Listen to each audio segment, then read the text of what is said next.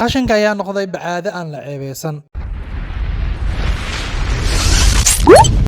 Qashinka wuxuu tilmaamayaa deegaan la degan yahay oo dad bini'aadan ah ku nool yihiin. Ileen duleedka magaalada iyo meelaha aan la degnayn waxaad ku arkaysaa geedo iyo coosas aad u fara badan oo daboolayba dhulka. Mushkilada ma ahan in qashin la arko. Qashinka wuxuu tilmaamayaa keliya dad inay meel ku nool yihiin, balse mushkilada waxaa weeyaan sida loo maareyn lahaa qashinka. Dad ayaa waxay caadaysteen oo dabeecad ka dhigteenba inay qashinka jidadka ku tuuraan.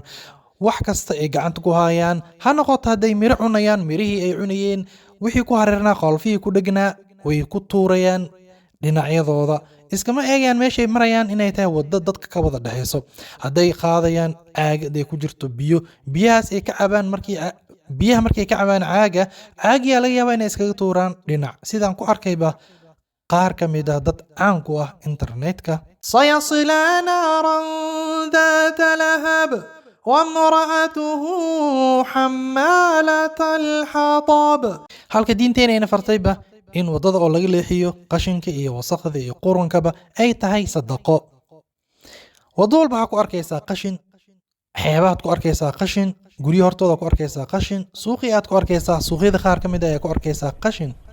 qashinka wuxuu noqdayba wax iska caadi ah oo dadka ay ceebeysanin oo caado u ah. halka waddamada qaar ay ka faa'iidaystaan qashinka, waxaad arkaysaa waddan ka mid ah waddamada caalamka sida Masar oo kale, magaalo dhan oo qashinka buuxo. qashinkaas waxaa loo keenay in laga faa'iidaysto. magaaladii qashin ay caan ku tahay.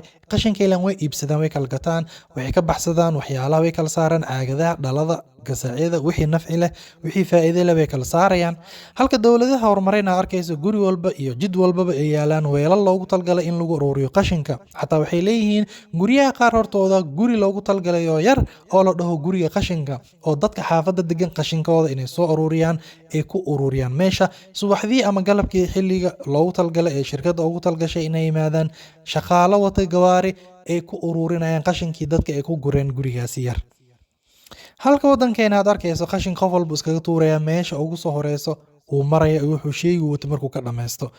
ila cidba kuma fikiraysa qashinka markuu batay inuu noqonayo wax wasaqeeya magaalada.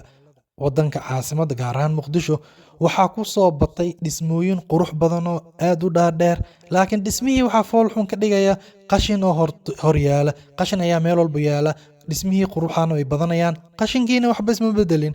cid xaaqaysa male, cid iska xaaqda iska daaya, qof walba wuxuu isku dayaaba midku gacanta ku hayo inuu ku tuuro. xataa waxaad arkaysaa markuu roob markuu da'o aad u da'o roob badan oo weyn, waxaa arkaysaa dhulkii oo jeexjeexmay oo kasoo dhexbaxay qashin. ileen dadkii ayaa qashinkii markii horeba godad intay faageen ay ku duugeen, roobkiina dib ayuu usoo saaray waddadii. meel kastana qashin ayaa buuxsamayo.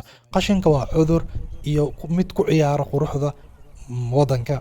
waxaa fiicnaan lahayd inta sida caalamka camal laga faa'iidaysto jid walba in la dhigo caagado waaweyn oo lagu ururiyo qashinka, ama meelal badan xaafad walba loo dhiso guri lagu talgalay in qashinka lagu ururiyo. dadkeena warbixinada la siiyo, wax loo sheego, in la dhaho tallaabooyinkan raaca, in shirkadna la sameeyo oo ururiso qashinkan oo ka shaqaysato. qashinka haddii oo la ururiyo wixii caagadihii la isticmaal la tuuri dib loo habeeyo waa la isticmaali karaa. marka haddii la dhaqo oo la nadiifiyo, warshad loo sameeyo, dib ayaa loo soo isticmaali karaa. dad badanna shaqaalay ku helayaan. waddankan wuu nuuraya, wuu carfaya, wuu iftiimaya, wuu qurxoonaanaya.